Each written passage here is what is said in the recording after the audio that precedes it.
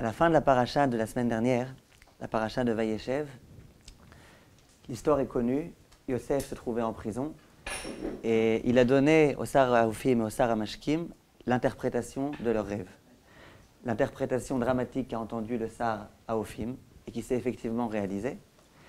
Et l'interprétation beaucoup plus joyeuse qu'il a donnée au Sar HaMashkim, que finalement il allait être libéré de prison et qu'il retrouverait ses fonctions. Et à ce moment-là, Yosef demande au Sar HaMashkim, je te demande s'il te plaît, lorsque tu sortiras et que tu seras réhabilité aux yeux de Paro, s'il te plaît, rends-moi un service. Rappelle-toi que j'existe. Si tu peux faire un petit quelque chose en ma faveur, essaye de le faire s'il te plaît. Ça, c'était la fin de la paracha de la semaine dernière. Et la paracha concluait en disant Velo zachar Sar HaMashkim et Yosef vaishkacheu. Et le maître échanson ne s'est pas souvenu de Yosef et il l'a oublié. C'est intéressant, ça veut dire quoi? Il ne s'est pas souvenu et il l'a oublié. S'il ne s'est pas souvenu, c'est qu'il l'a oublié. On aurait pu dire simplement il l'a oublié. En tous les cas, c'est la fin de la paracha de la semaine dernière. Au début de la paracha de la semaine, il est écrit Vahi miketz shenataim yamim. Voilà que 2 ans se sont écoulés depuis le jour où le Sar HaMashkim est sorti de prison. Et Paro va rêver. Paro ne va pas avoir d'interprétation à son rêve suffisamment intéressante. Et à ce moment-là, le Sar HaMashkim va lui dire, tu sais, je connais un homme prodigieux qui se trouve en prison, qui s'appelle Yosef, et lui pourra te donner l'interprétation de ce rêve. Et Chazal nous disent, on en a déjà parlé les années précédentes, donc on ne va pas trop insister sur ça aujourd'hui, Chazal disent que Yosef a été puni. Il aurait dû rester simplement 10 ans en prison, et pas 12 ans. Ces 2 ans-là, ça a été 2 ans de prison qui lui ont été donnés par Hachem à cause du fait qu'il a trop insisté quand il a sollicité l'aide du Sar HaMashkim. Il lui a dit « Kim zechartani veizkartani » À une double reprise, il lui a dit « S'il te plaît, souviens-toi de moi, s'il te plaît, souviens-toi de moi ». Et on considère que de dire 2 fois, c'est trop. De dire 1 fois, c'est nécessaire, évidemment, il faut faire la ishtadlout. Qui est-ce qui aurait pu deviner que Yosef était en prison? Il n'avait pas de famille là-bas, il n'avait personne qui pouvait se préoccuper de lui. Il fallait faire un petit quelque chose. Mais de trop insister, Kim zechartani veizkartani, c'était déjà de trop. Et donc, Yosef va être puni et il va rester 2 ans en prison. J'avais expliqué l'année dernière que peut-être que de cette façon-là, on peut expliquer c'est quoi Velo zachar Sar HaMashkim et Yosef vaishkacheu. C'est-à-dire quoi? Il l'a oublié 2 fois. Que Yosef, il a eu besoin d'insister 2 fois, ça je peux comprendre, il avait vraiment envie de sortir de prison. Mais ça veut dire quoi? Que cet homme-là est devenu tellement amnésique qu'il ne s'est pas souvenu et qu'il a oublié.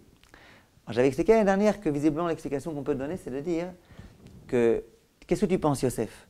Que tu vas insister et donc ça va plus rentrer dans son esprit? Non. Si tu fais plus que de la ishtadlout, Hachem il fera en sorte de retirer de son esprit. Il aurait dû s'en souvenir. Imaginez, vous êtes en prison, vous rencontrez un homme prodigieux comme Yosef. Vous sortez de prison, vous devrez commencer à vous la jouer. Vous ne savez pas qui j'ai rencontré en prison, il m'a même écrit un autographe, et puis en plus c'était un homme super beau, et puis il aurait dû se la jouer celui-là. Comment il a pu l'oublier? Réponse, tu fais trop de ishtadlout et tu penses que plus tu vas parler, plus il va se souvenir de toi. C'est vrai que logiquement parlant, ça aurait dû être le cas. Simplement, Hachem, il est capable de le faire oublier 2 fois pour pas qu'il se rappelle de toi. Mais finalement, au bout de ces 2 ans, Yosef va être sollicité par Paro. Et Chazal demande comment ça se fait que le Sar HaMashkim, pendant ces 2 ans-là, il ne s'est pas souvenu de Paro, de Yosef. Ça, on a déjà expliqué. Maintenant, Chazal, ils disent que Paro, pendant de nombreuses semaines, il faisait ce rêve. Et puis il a sollicité l'interprétation de tout type de chachamim égyptiens. Chacun essayait de donner une interprétation, mais aucune n'a satisfait Paro. Et finalement, le Sar HaMashkim vient et lui dit « Moi, je connais quelqu'un qui va pouvoir t'aider à interpréter tes rêves. » Pourquoi il ne l'a pas dit avant, le Sar HaMashkim? Alors nous, puisqu'on est très intelligents, on comprend. Il n'a pas dit avant parce qu'il ne devait pas le dire avant, parce qu'Hachem avait décidé qu'il resterait 2 ans en prison. Mais lui, comment ça se fait qu'il n'a pas pensé avant? Il y a un midrash dans lequel il y a écrit que le Sar HaMashkim, il se moquait autant de Paro que de Yosef. De la même façon qu'il ne s'est pas souvenu de Yosef, il n'avait pas non plus envie d'aider Paro. Simplement, Paro, écrit dans le midrash, au bout d'un moment, il était tellement travaillé par ses rêves qu'il a failli mourir. Il était angoissé, il ne comprenait pas le sens de ses rêves. Et à ce moment-là, le Sar HaMashkim, il s'est dit, mais 1 minute, s'il meurt, et je vois là, il est presque agonisant là, ben, il va avoir un autre roi. S'il y a un autre roi, qui a dit qu'il va me nommer à moi en tant que maître échanson? Il a eu peur pour sa place. Et c'est la raison pour laquelle, avant que Paro meure, il lui dit, écoute, peut-être que quelqu'un va pouvoir t'aider. Et c'est pour ça qu'à ce moment-là, il lui dit « Et chata'ai ani mazkir hayom ». Je mentionne mes fautes. C'est quoi mes fautes? La première, c'est que je ne me suis pas souvenu de Yosef. Et la deuxième, c'est que j'aurais dû te parler de cet homme-là avant, pour ton bien à toi. Simplement, effectivement, j'ai fauté. Dans tous les cas, Paro entend qu'il y a cet homme-là qui va peut-être pouvoir lui sauver la vie, et vraiment sur le point de mourir, tellement qu'il était angoissé. Et il dit, alors s'il vous plaît, amenez-le rapidement. À ce moment-là, il est écrit, Vairitsuhu minabor. Ils ont fait courir Yosef depuis ce puits. Et le Sforno nous dit, de là, on voit que les Yeshuot, quand elles arrivent précipitamment. Le moment de sortir de prison était arrivé, immédiatement on lui dit, dépêche-toi, dépêche-toi, il faut que tu sortes vite. Quand la Yeshua viendra, chaque personne, c'est Yeshuot qui l'attend. Ça viendra vite, ça viendra rapidement, Bezrat Hashem. Quelquefois, il faut attendre le moment. Mais quand le moment arrivera, tout se précipitera, Bezrat Hashem. Dans tous les cas, voilà que Yosef arrive. Il est présenté à Paro. Imaginez-vous un peu, c'est qui Paro? C'est le roi de la plus grande puissance du monde à l'époque, le roi d'Égypte. Et Paro lui dit, je vous le dis dans les mots, Ani shamati alecha lemor, tishma chalom liftor oto. J'ai entendu dire à ton sujet que tu étais capable d'interpréter les rêves. Alors s'il te plaît, je vais te raconter mon rêve, et puis tu vas pouvoir m'en donner l'interprétation. À ce moment-là, que lui dit Yosef? Vayaan Yosef et Paro lemor. Yosef dit à Paro, Biladai, Elokim yaane et shlom Paro. C'est-à-dire quoi Biladai? Rashi dit, En achochma misheli. Et là, Elokim yaane. Yosef dit à Paro, je suis désolé de te dire, mais tu te trompes. Tu as dit, j'ai entendu dire que tu étais un homme intelligent qui pouvait interpréter les rêves. Non, aucun rapport. Moi, je ne suis pas du tout un homme intelligent, moi, je suis rien du tout. Je suis walou. Rien du tout. Qui est-ce qui va pouvoir t'interpréter le rêve? C'est Hachem. A priori, Yosef, là, excusez-moi de cette expression, mais il disjoncte complètement. Ça fait 12 ans qu'il était en prison. En vérité, on peut disjoncter après 12 ans de prison, mais ce n'est pas le cas de Yosef. 12 ans de prison. Il attend enfin de pouvoir sortir de prison. Il a l'occasion rêvée. On l'amène face au roi d'Égypte, le roi qui a tous les pouvoirs en Égypte. Il se trouve face à lui, un homme extrêmement puissant. Et il lui dit, tu te trompes, plus que ça. Il lui dit, on sait que Paro, il se sentait être Dieu, une divinité. Paro, il disait que c'est lui-même qui s'était créé. Il a affaire à une divinité. Au lieu de lui dire, vous êtes tellement grand, moi je suis rien à côté de vous, il dit pas ça. Il lui dit, moi je suis rien et toi t'es rien, il y a un Dieu qui va pouvoir interpréter même tes rêves à toi. Donc tout ce que tu te la joues, Paro, calme-toi un petit peu. Parce que toi t'es rien et moi je suis rien. Il y a un seul qui existe, c'est Hachem. Quel Hachem? Le Hachem dont Paro va nous dire dans quelques parachiotes, Mi Hachem Asher Eshma Bekolo. C'est qui ce Hachem là pour que j'écoute ce qu'il me demande? Donc on n'a pas affaire ici à un homme qui est tout à fait prêt à se soumettre. On a affaire à un homme au contraire, orgueilleux, qui se croit être Dieu. Vient un petit jeune de 30 ans, et il lui dit, d'abord tu te trompes, tu as mal entendu, en plus moi je suis un vaurien, et puis finalement c'est Hachem qui va donner l'interprétation. Il fait une erreur là, Yosef. Il n'avait aucune chance que Paro accepte ce genre de discours. En plus, n'oubliez pas, Paro était énervé à ce moment-là, il était asbani, il était sur le point de mourir, il était embêté par ce rêve-là. Il a un petit rigolo qui, au lieu de lui dire, d'accord, raconte-moi tes rêves et je vais te les expliquer, il dit, non, tu te trompes, c'est pas toi, c'est pas moi. Qu'est-ce qu'il fait ici, Yosef? Si on réfléchit un petit peu plus, au moment où Yosef, il va donner l'interprétation à Paro, à ce moment-là, il ne va pas simplement lui dire, voilà l'interprétation de ton rêve. Il y aura 7 ans de sova, et ensuite il y aura 7 ans de famine. Il ne lui dit pas ça. Il lui dit, sache qu'il y aura 7 ans d'abondance. Ensuite, il y aura 7 ans de famine, et donc, il va falloir que tu nommes un homme qui va être intelligent et qui va savoir gérer toute la finance de l'Égypte.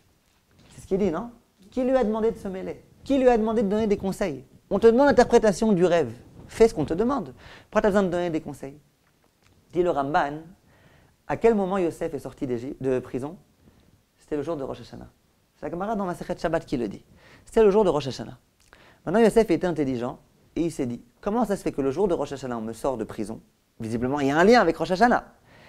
Et que le rêve dont on va me parler, c'est un rêve qui annonce une famine. Et c'est un rêve qui annonce de l'abondance. Pourtant, le jour de Rosh Hashanah, le Aleph Tishrei, ce n'est pas un jour où on juge la tevoua. La tevoua, l'abondance, on ne la juge pas à Rosh Hashanah.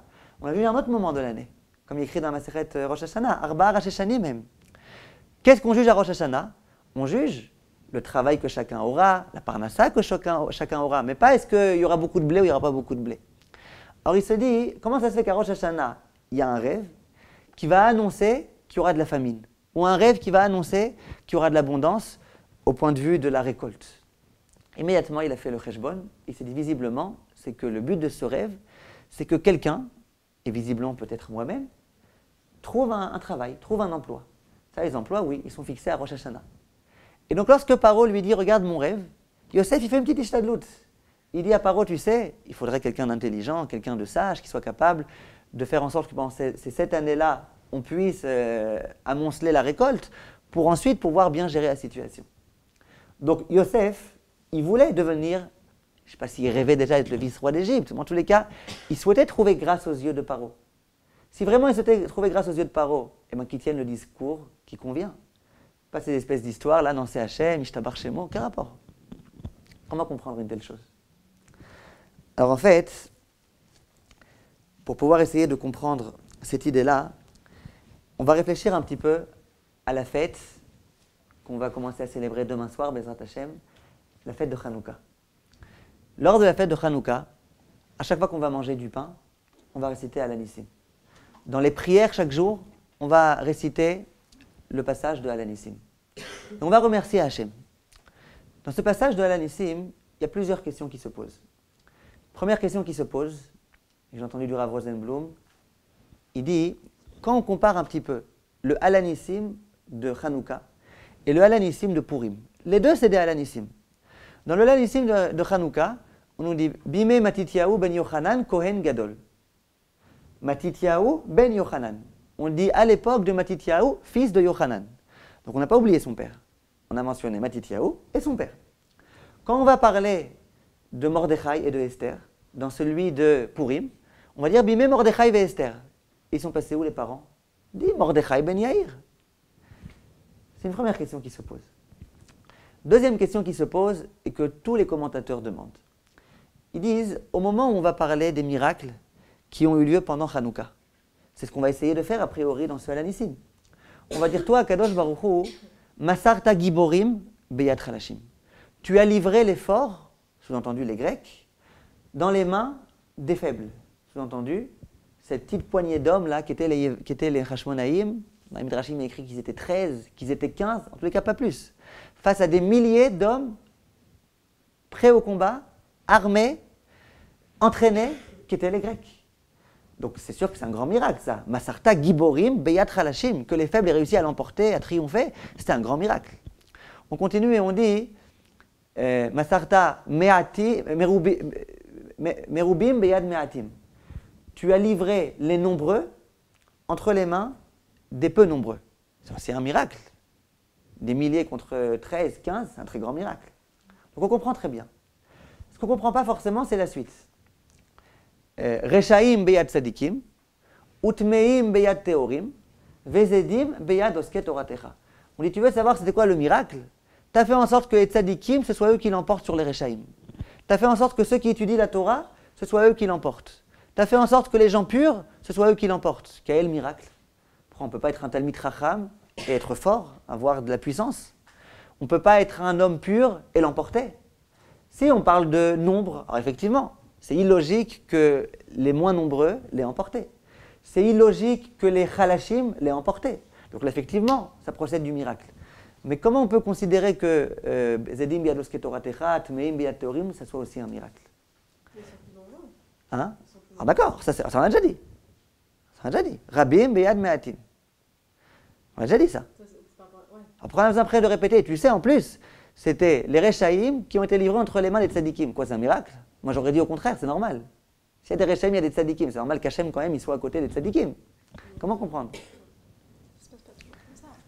C'est pas forcément toujours comme ça. Dans tous les cas, c'est pas un miracle. C'est pas forcément un miracle. Parce qu'il y a moins de tzadikim que de Reshaïm. Ah d'accord, vous en revenez au nombre. Alors, généralement, comment on explique? Généralement, on dit qu'au tout début, on parle des miracles. Et effectivement, les miracles se résument à ces deux faits. Que les peu nombreux aient réussi à l'emporter et que les moins forts aient réussi à l'emporter. Ensuite, on donne l'interprétation. Comment ça se fait? Comment ça se fait finalement qu'on n'était pas nombreux, qu'on ait réussi à l'emporter? Alors on dit, tu sais comment ça se fait? Parce que malgré tout, nous on était purs et eux ils étaient impurs. Parce que nous on était osket oratecha et eux ils ne l'étaient pas. Donc ça c'est d'une certaine façon la raison pour laquelle Hachem était à nos côtés Et donc la raison pour laquelle on l'a emporté. Peut-être qu'on va bien réfléchir au sens de ce Alanissim et qu'on va pouvoir donner une autre interprétation. Troisième question qui se pose. Vous savez qu'au moment où on allume la Hanoukia, il y a une coutume que je vous recommande, Bezrat Hashem, je ne sais pas si vous avez la coutume de la faire, mais en tous les cas, Chachamim recommande de le faire, c'est de réciter 7 fois Vihi Noam Hashem Elokeinu Aleinu Maasenu Kohen Aleinu Maasenu Koneneu, avec le Mizmor Yoshev Veseter Elyon Betzel Shaddai Itlonan. Il y a écrit, et à la fin, on répète encore, le dernier passouk, on le répète encore une fois.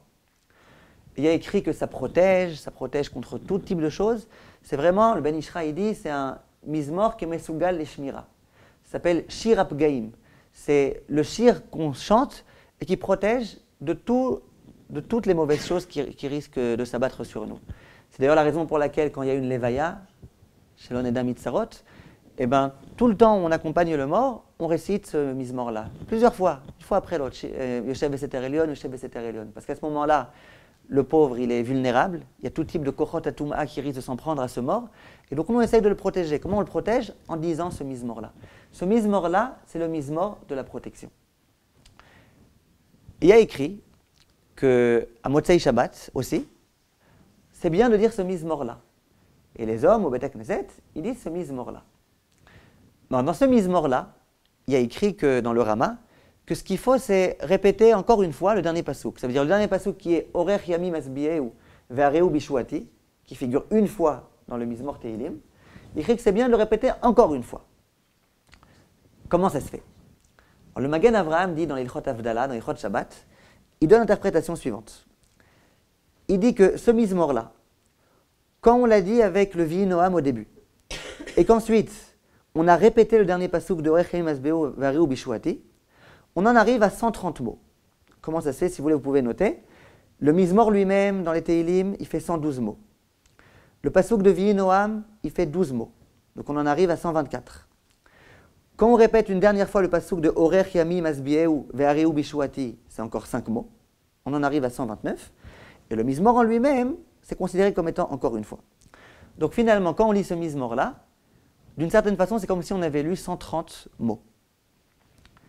C'est quoi 130? Dit le Magen Avraham, au nom du Tashbetz, un des grands poskim. Il dit c'est quoi 130? 130, c'est la valeur numérique de Ha-Kohanim. C'est quoi Ha-Kohanim? He, c'est 5. Kaf, c'est 20, ça fait 25. Le He, ensuite, ça fait encore 5. À combien on en est? À 30. Nun, c'est 50, on en est à 80. Yud, c'est 10, 90. Et 40, on en arrive à 130.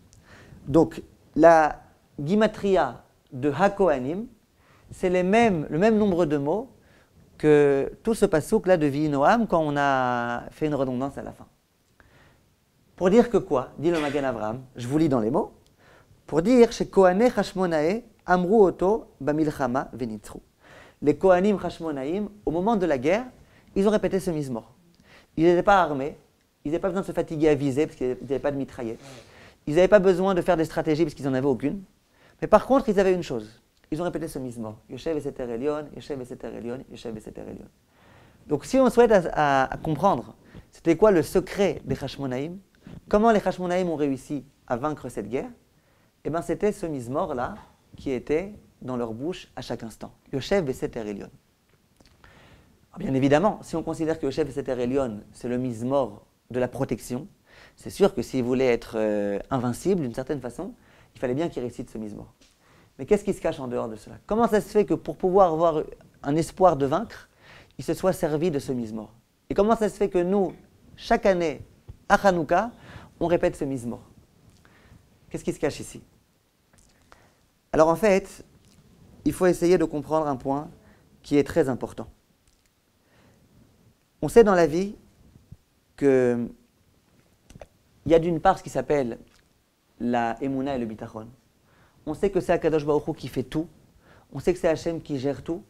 On sait que c'est Hachem qui est à l'origine de toutes nos réussites. Mais d'autre part, on a la chova de Ishtadlut. Nous aussi, on doit faire un petit quelque chose. On ne peut pas croiser les bras et dire à Hachem, fais tout s'il te plaît. Il faut malgré tout qu'on essaye de faire des choses et d'une certaine façon, qu'on aide Akadosh Baruch Hu à nous donner de la réussite. Ça veut dire qu'il faut qu'on suscite l'aide d'Hachem. Finalement, c'est Hachem qui va nous aider. C'est Hachem qui va tout faire. Mais nous, il faut, de par nos actions, qu'on suscite l'aide d'Akadosh Baruch Hu. C'est ce qui s'appelle la Ishtadlut. Et la Ishtadlut, c'est Chayav. Et c'est pour ça que Yosef, il devait faire de la Ishtadlut. Ce qui lui a été reproché, c'est d'avoir fait un abus de Ishtadlut. Le problème qu'on a, je l'ai toujours dit, et combien j'étais content d'entendre que le sabbat de Kelem, il le dit, c'est que c'est extrêmement difficile à gérer ces deux choses-là. D'une part, vivre avec le bitachon, que c'est Hachem qui fait tout, et d'autre part, devoir nous-mêmes faire des efforts, devoir nous-mêmes nous démener, devoir nous-mêmes réfléchir. C'est extrêmement difficile. Si jamais il fallait rester les bras croisés et attendre qu'Hachem fasse tout, ça aurait été facile. Ça aurait été un peu angoissant peut-être si on n'avait pas assez de Emouna, mais ça aurait été facile, il n'y aurait pas eu de problème. Si jamais on ne devait pas avoir de bitachon et qu'on devait faire comme les non-juifs font, ça veut dire on doit se fatiguer, plus tu te fatigueras, plus tu réussiras, et si tu ne réussis pas, c'est que tu as la poisse, eh bien ça aurait été facile aussi. Le problème, le défi impossible que la Torah nous propose, c'est il faut que tu fasses, il faut que tu réfléchisses, il faut que tu te donnes les moyens de réussir. Mais attention, quand tu as réussi, il faut que tu saches que c'est Hachem qui t'a fait réussir.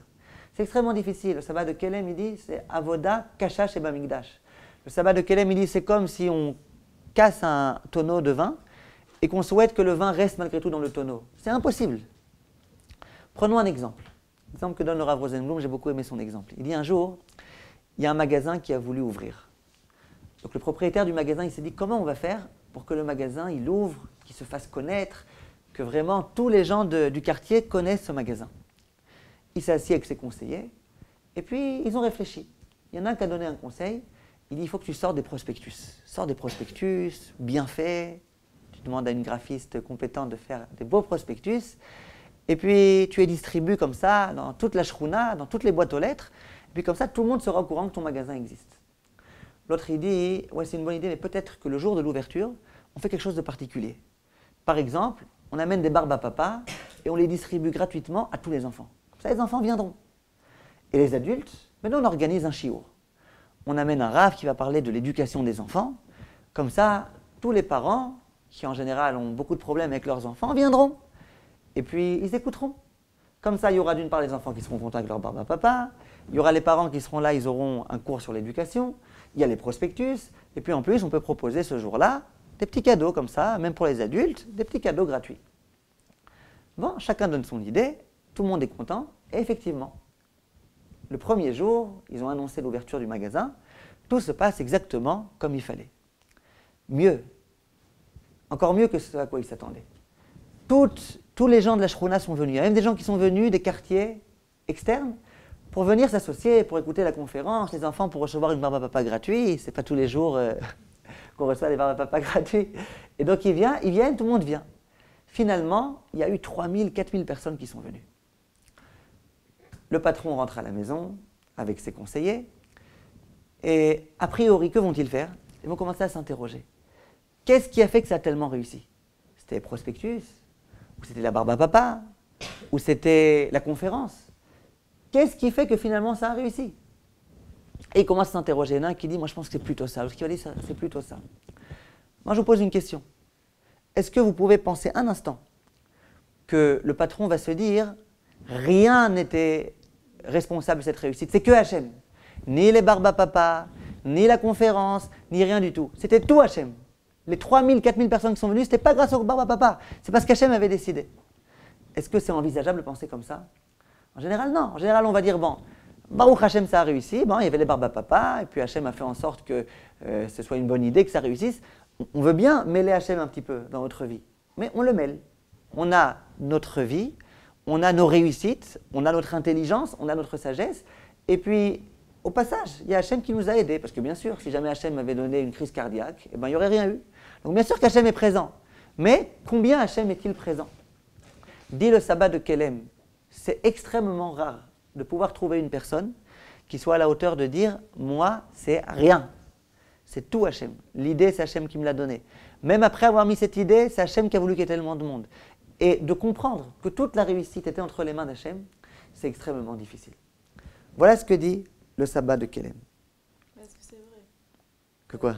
Malgré tout, chacun il est libre de choisir s'il fait les efforts ou pas dans une situation. S'il agit ou pas, s'il décide ou pas. Ouais, c'est arbitre est quand même ça. Si moi, j'avais pas fait ma Ishtadlut, ça n'aurait pas réussi. Ça, c'est sûr. Peut-être. peut-être ça aurait réussi. Mais... Non, ça n'aurait pas réussi. Si moi je ne sais pas Maïshtadlout, ça n'aurait pas réussi. Ça, je vous le dis moi-même. Il y en a une qui m'a demandé hier, sur le site. Elle m'a posé la question, elle me dit, j'habite à un endroit, au rez-de-chaussée, si j'ai bien compris son histoire. Elle dit, et puis de dehors, on peut ouvrir la porte. De dehors. Ça veut dire que la porte, elle est cassée, je ne peux pas la fermer de sorte à ce que dehors, on ne puisse pas entrer. Elle me dit, et puis en plus, Shem Irachem, elle me crie Lo Aleno, c'est ma salle de bain. Vous imaginez un petit peu l'histoire. Elle me dit maintenant, est-ce que je dois me dire que Hachem, il fait tout, et donc puisque c'est Hachem qui fait tout, Hachem il me protège, et donc je n'ai pas de quoi m'angoisser. Ou est-ce que, puisque je n'ai pas encore fait toute Maïshtadlout, parce que Maïshtadlout ça aurait été de fermer la porte, eh bien peut-être que non, qu'on ne me protégera pas, etc. Alors je n'ai pas beaucoup réfléchi, je vous assure. Je lui ai répondu, sache que Hachem il attend que tu fasses ta Ishtadlout. La Ishtadlout minimale, c'est de fermer la porte, qu'on ne puisse pas l'ouvrir de l'extérieur. Et puis, sache que si jamais tu ne fermes pas la porte, non, Hachem ne te protégera pas. Chad mashmaït, c'est pas moi qui le dis, c'est Chovat al-Vavot. Hachem il veut qu'on fasse la Ishtadlout. Si quelqu'un ne fait pas la Ishtadlout, eh ben Hachem ne le protégera pas. Alors maintenant, elle peut se dire, c'est comme ça, je vais mettre 10 pladelettes. Pourquoi? Si jamais quelqu'un qui vient et qui brise la première, qu'il y en a encore une autre. Et s'il brise la deuxième, qu'il y en a encore une autre. Ça non, ça c'est un abus d'Ishtadlout. Mais la norme de mettre une porte, une bonne porte, ça oui. Donc si jamais on n'avait pas fait la Ishtadlout, ça n'aurait pas réussi. Donc la Ishtadlout a été nécessaire.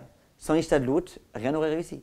Mais est-ce que c'est ma Ishtadlout qui a fait que tout a réussi, ou est-ce que c'est Retzon Hashem? Réponse, c'est Retzon Hashem. Et bon, sinon, si je veux beaucoup expliquer ça, je vais en revenir au cours de l'année dernière. J'avais très envie de refaire le cours de l'année dernière. J'avais un grand Yetzer Hara de ne pas refaire le cours de l'année dernière. Mais je me suis dit que vous allez en avoir marre que je vous refasse chaque année les mêmes cours. Alors je vous ai fait un autre cours. Mais la vérité, le cours de l'année dernière, c'est dommage que je ne vous le refais pas cette fois-ci. Mais je vous répète un exemple de l'année dernière en un mot. Un exemple. La barre de paille et prospectus, c'est pas un surplus de Ishtadlout pour le coup? Parce qu'il n'y a pas besoin de le faire en vrai. Alors, ça dépend. Peut-être. Ça dépend aussi de. Bon, combien il faut faire de Ishtadlout, ça dépend du niveau de chaque personne. Ça, c'est barou. Du niveau, ça dépend de tout type de facteurs. Mais disons que c'est ce que les gens ils ont l'habitude de faire la première fois pour attirer des gens. On voit que s'il y a de la barbe à papa, etc., il y aura plus de monde. Donc c'est dur après de se dire même sans, il y aura autant de monde. Enfin, je sais pas. Il y a des gens qui amènent des barbes à papa et personne ne vient. Ouais, c'est rare. Ou alors il n'y a que les enfants qui viennent et pas les parents. Ou alors, c'est vrai, on propose des choses gratuites, les enfants ils viendront. Mais Ouais. en tous les cas, venez, on en revient à notre cours cette fois-ci. Donc Chazal viennent et disent que c'est extrêmement difficile de réussir à jongler avec ces deux idées-là, qui sont les deux vraies. Que c'est Ishtadlout d'une part et Bitachon d'autre part. Quelle en est la preuve? Il y a un midrash dans lequel on nous dit qu'il y a eu dans l'histoire 4 rois. 4 rois d'Israël. Et chaque roi s'est adressé à Hachem avec une autre requête. C'était qui ces rois-là? Le premier c'était David Amelech. Le deuxième c'était Asa. Le troisième Yehoshaphat. Et le quatrième Chizkia. Et chacun, lorsqu'il a dû mener la guerre contre ses ennemis, s'est adressé à Hachem avec une demande.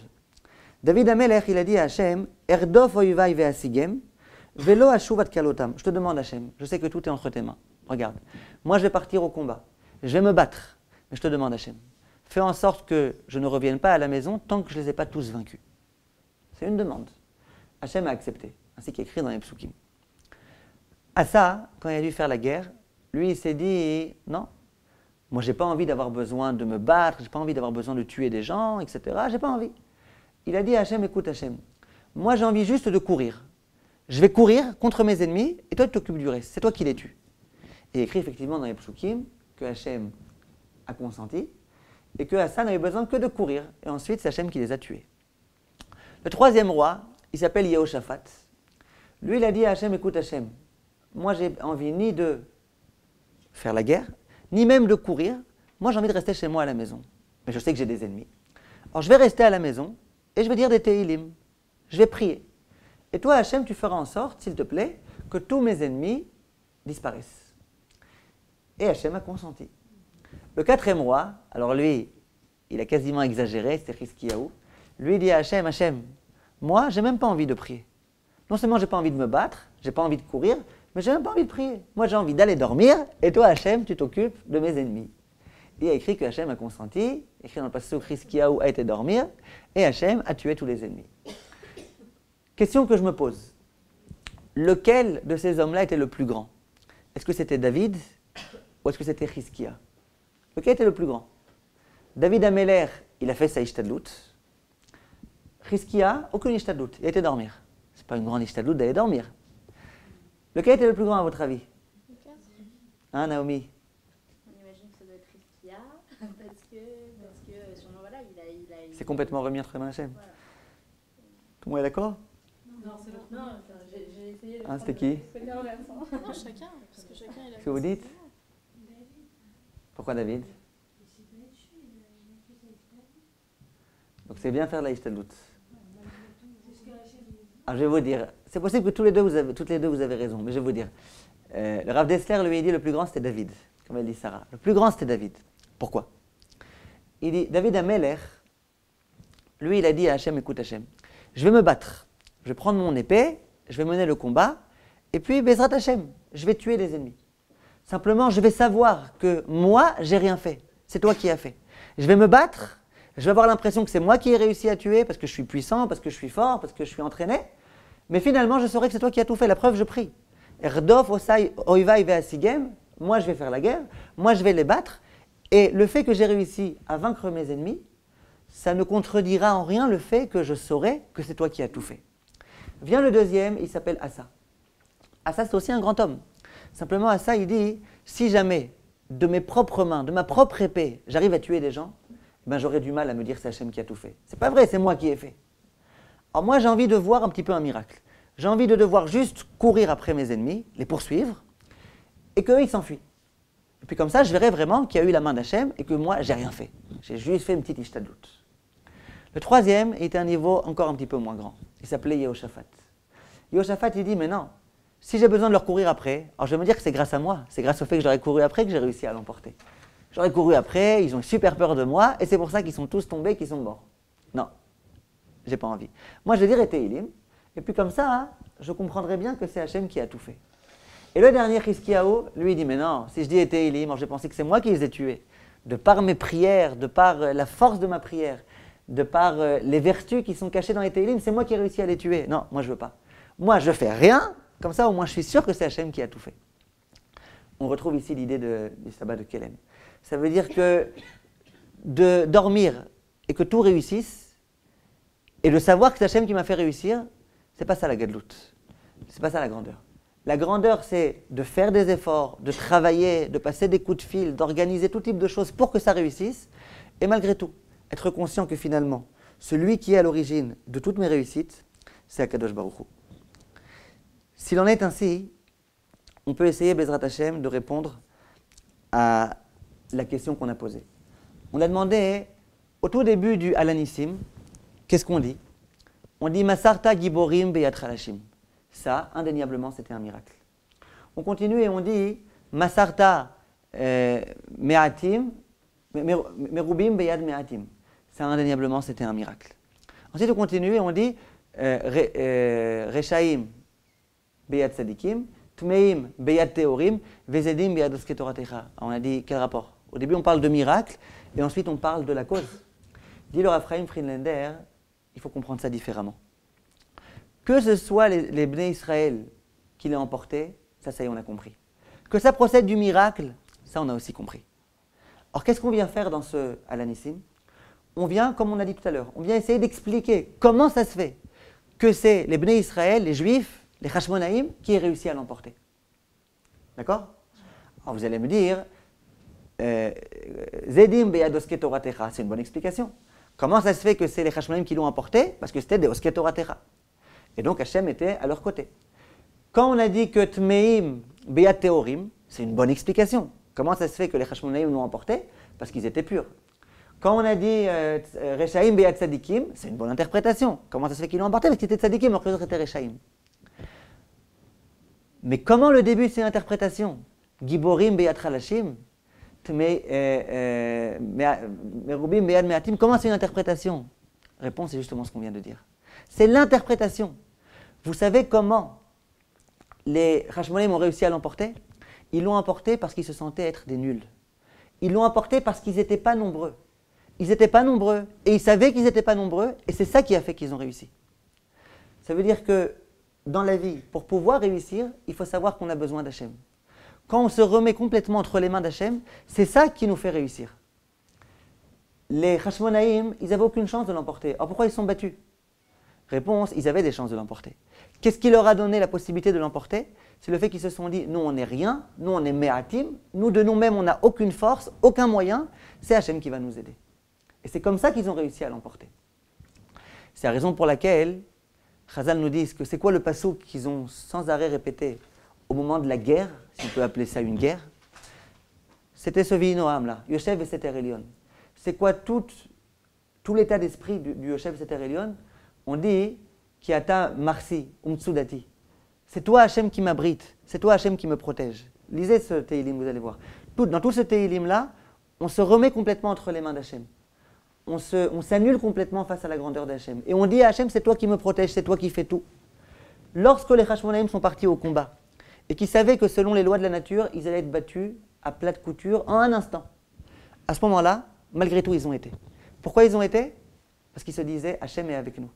On n'a aucune chance de nous-mêmes de l'emporter. Aucune chance. Et donc, ils ont dit, Mil Hachem est là, ils ont été au combat en se disant, c'est Hachem qui est avec nous, et c'est grâce à ça qu'ils ont réussi à l'emporter. On raconte qu'une fois, il y avait un homme qui a été voir son Rav. Et il lui a dit, Rav, je ne comprends pas. Je ne réussis jamais rien. À chaque fois, j'essaye des nouveaux travaux, des nouveaux métiers. Quand j'essaye de vendre quelque chose, ça ne réussit pas. Et pourtant, je suis intelligent. Je suis très intelligent. J'ai à chaque fois des super idées. Et puis jamais je réussis. Comment ça se fait? Alors le Rav, il lui a dit, ça ne m'étonne pas tellement ce que tu me racontes. Il y a écrit dans le Passouk, Lo la chachamim lechem. Il y a écrit que ce n'est pas forcément les gens intelligents qui ont de la parnassa. Donc tu me dis que tu es intelligent, d'accord? Le Passouk, il dit, les gens qui sont intelligents, ils n'ont pas de parnassa. Autre, il dit, mais Rav, vous ne me réconfortez pas du tout, et puis en plus, vous ne m'expliquez pas. Jusqu'à présent, j'avais une question sur moi-même. Comment ça se fait que je suis intelligent et que je ne réussis pas? Maintenant, j'ai une question sur le Passouk. Si quelqu'un est intelligent, il devrait réussir. Comment ça se fait que les gens intelligents, ils ne réussissent pas? Alors le Rav, il lui dit, je vais t'expliquer. Si jamais tu te crois être intelligent, eh bien Hachem, il te dit, puisque tu es intelligent, débrouille-toi tout seul. Et quand un homme il se débrouille tout seul, il peut être très intelligent, il ne réussit pas forcément. Par contre, quand quelqu'un ne se croit pas être intelligent, alors il sait que de lui-même, il n'a aucune chance de réussir. Il n'a aucune chance d'avoir de la parnassa. Alors à ce moment-là, il se remet entre les mains d'Hachem. Et il dit à Hachem, s'il te plaît Hachem, aide-moi. Hachem, j'ai besoin de toi. Hachem, sans toi, je ne peux rien faire. Quand l'homme se plie complètement, quand il est chalashim, quand il est me'atim, quand il sait que de lui-même, il ne peut rien faire, là, il se remet entre les mains d'Hachem. Et quand on se remet entre les mains d'Hachem, automatiquement, Hachem nous aide. Le sod de la hatzlacha des Hashmonaïm, c'est qu'ils ont été capables de se remettre entre les mains d'Hachem, complètement. Et c'est ça qui a fait qu'ils ont réussi. C'est pour ça que dans le Alanissim de Hanouka, on mentionne Matityahu ben Yochanan. C'est quoi le terme, dit le Pri Tzadik, Matityahu? Si on découpe ce mot, c'est Matat Ya. Ça veut dire le don d'Hachem, quelque chose qu'Hachem nous a donné. C'est-à-dire que toute l'essence de Matityahu, c'était je sais que tout ce que je reçois, c'est des cadeaux d'Hachem. Matat Yudke. Je mérite rien, c'est Hachem qui me donne tout. Et même la guerre que je vais remporter, c'est Hachem qui va me la donner. Ça, c'est Matityahu. Et c'est quoi Yochanan? Yochanan, c'est la même chose. Yudvav, c'est un diminutif aussi du nom d'Hachem. Et Hanan, ça veut dire qui a donné. Donc, quand on mentionne Matityahu, on mentionne aussi son père, parce que son père, c'était Yochanan. Et Yochanan, ça signifiait bien que je sais que de moi-même, j'ai rien. De moi-même, je ne peux rien réussir. Tout est le cadeau d'Hachem. Donc, ça valait le coup de mentionner aussi le père. Par contre, Mordechai, fils de Yaïr, non, Yaïr, ça ne signifie pas cette idée-là. Donc, on a répondu à nos questions. Ce qui a fait que les Hashmonaïm ont réussi à l'emporter, c'était le fait qu'ils se soient mis complètement entre les mains d'Hachem. Et c'est que dans cette mesure-là qu'Hachem peut nous aider. Pour en revenir à notre Yosef. Yosef Hatzadik, il a écrit dans la paracha, Vahi Yosef Ish Matzliach. Yosef, c'était l'homme de la réussite. Yosef, il réussissait à chaque fois. Dit Rashi, c'était quoi le secret de Yosef? Shem Shamaim Shagur Befiv. Ça veut dire qu'à chaque fois qu'il faisait quelque chose, il mentionnait le nom d'Hachem. Quand il y avait quelque chose qui réussissait, Baruch Hashem. Quand il avait besoin de faire quelque chose, Be'ezrat Hashem. Mais pas comme nous, on dit sans arrêt Baruch Hashem, Bli Neder, machin. Il le pensait vraiment. Baruch Hashem. Le matin, il se levait, Modéani. Il savait qu'il devait sa vie à Kadosh Baruch Hu. Ça, c'était l'essence de Yosef. Simplement, même cet homme-là, qui était l'homme de la Emouna, un jour, il a failli. Au moment où il s'est adressé au Sarah Mashkim, et qu'il a trop exagéré, qu'il lui a dit 2 fois Zechartani vizkartani, chose qui pour nous, ça n'aurait pas du tout été un abus d'Ishtadout, ça aurait peut-être été insuffisant. Mais pour Yosef, qui était l'homme de la Emouna, c'était trop. Donc ça lui a été reproché à Yosef. Yosef, à ce moment-là, a compris qu'il n'aurait jamais dû faire tellement de Ishtadlut. Il va rester en prison, et il va s'apercevoir que pendant 2 ans, ce petit rigolo ne va pas se rappeler de lui. Et Yosef pourtant était intelligent, il s'est dit, il m'a promis. Et puis c'était un homme intelligent, cet homme-là, pourquoi il ne s'est pas rappelé de moi? Et puis en plus, je lui ai demandé, en plus je lui ai rendu un service, je lui ai interprété son rêve. Comment ça se fait, Ribon Shalom, qui ne se rappelle pas de moi? Yosef s'est introspecté, et il s'est dit, ah, visiblement c'est parce que j'ai fait trop d'Ishtadlut. Visiblement c'est parce que je n'ai pas suffisamment fait confiance à Hachem. Et donc, Hachem m'a dit, écoute, tu veux faire confiance au Sarah Mashkin, il n'y a pas de problème. On va voir s'il va se rappeler de toi. Au bout de 2 ans, Yosef a fini d'essuyer cette punition. Et donc à ce moment-là, il va sortir de prison. Avec quelle idée il va sortir de prison? Quelle va être l'idée phare qui va l'accompagner durant toute sa vie, jusqu'à 120 ans? Ça va être, il faut faire confiance à personne en dehors de Hachem. On peut se remettre entre les mains de personne en dehors de celle d'Hachem. Dire 2 fois Zechartani ve'iskartani, c'est de trop. Ça, la leçon que Yosef a compris et à laquelle il a médité pendant ces 2 ans de prison. Vous imaginez un petit peu un homme de la dimension de Yosef qui pendant 2 ans se répète cette idée-là. Et voilà qu'immédiatement, face à qui il est mis? Face à un antisémite, face à un homme super orgueilleux, qui se croit être un dieu, alors qu'il sait très bien lui-même que c'est du n'importe quoi, qui va faire ses besoins le soir, il fait semblant qu'il n'a pas besoin d'aller aux toilettes. Il a affaire à un homme ridicule. À ce moment-là, d'après le Derech HaTeva, si vraiment Yosef y pensait encore qu'il fallait essayer, qu'il fallait faire confiance, qu'il fallait se remettre entre les mains de quelqu'un, effectivement, il aurait dû dire oui, tu as raison, je suis un homme très intelligent, je vais pouvoir te donner l'interprétation des rêves. Simplement, Yosef, il a compris. Il a compris que ce n'est pas comme ça que ça marche. Yosef a bien compris que ne fais confiance en personne, que en Hachem. Il y a Paro qui vient et qui dit à Yosef, je vois Yosef que tu es un homme très intelligent. Immédiatement, Yosef, non, il remet les points sur les i. Je ne suis pas intelligent, je ne suis rien du tout. Ah, mais qu'est-ce que tu fais? Quand tu dis ça, tu t'aliènes toutes les chances que Paro t'engage. Et pourtant, tu veux qu'on t'engage. Non, Yosef, il a compris que laisse tomber. C'est Hachem qui décide tout. C'est Hachem le roi de l'univers. C'est Hachem qui pourra me faire réussir dans tous les cas. Voilà la conclusion à laquelle Yosef est arrivé. Et Yosef, déjà, il ne va pas s'amuser à faire un petit peu trop d'Ishtadlut. Il fait le minimum du minimum. Pas trop. C'est pour ça que, par exemple, la Ishtadlut de dire à Paro, il faudrait que tu nommes un homme qui va pouvoir s'occuper des finances de l'Égypte, ça, il l'a fait. Une petite Ishtadlut, mais rien de plus. Voilà de quelle façon on peut expliquer toute cette paracha-là. Et quel va être le comble du comble? C'est que Paro, il va lui dire, ah d'accord, c'est Hachem, d'accord, il n'y a pas de problème. Et puis ensuite, il va lui dire, allez, deviens le vice-roi d'Égypte. Vous imaginez un petit peu le vice-roi d'Égypte qui sans arrêt mentionne Hachem, Hachem Maïm Shagour Befiv, ça ne marche pas tellement bien. Et pourtant, ça a marché. Comment ça se fait que ça a marché? Pour cette raison-là. Quand on se sent être rien, quand on sent que c'est Hachem qui fait tout, quand on se remet complètement entre les mains de Hachem, et bien à ce moment-là, sans qu'on comprenne, tout réussit. Et c'est ça le sod de la Hatzlacha des Hashmonaïm. Ils sont partis au combat en se disant, nous on n'est rien, on est Me'atim, on est Chalashim, on n'a aucune chance, on n'a aucun pouvoir, on n'a aucune force.